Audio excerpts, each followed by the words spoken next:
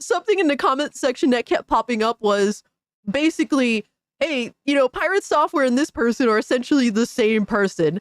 No, do not drag me down with Pirate Software right now, all right? We're not the same, all right? He's a white dude that has, straight to slightly wavy hair.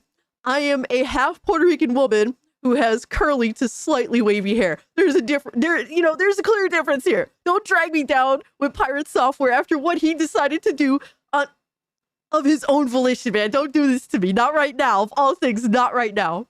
But with Pirate Software's side of things, he's gotten a lot of pushback given his take and just how he's handled the entire situation.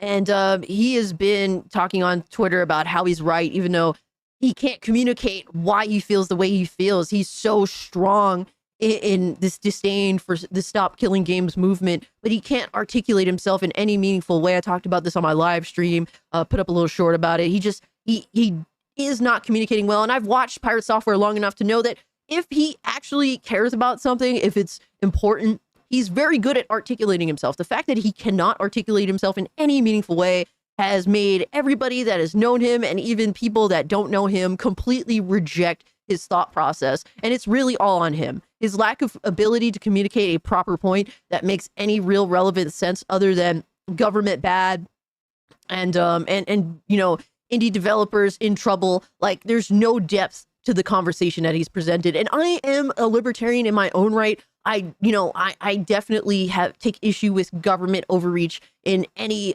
industry.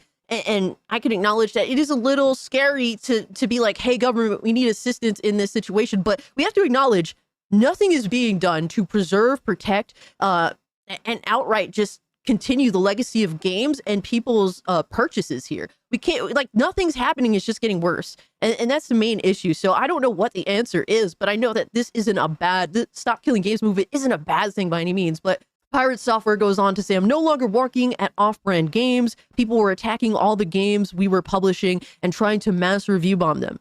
You can dislike the things I say, but this kind of behavior is unhinged. Learned a lot there, accomplished a lot.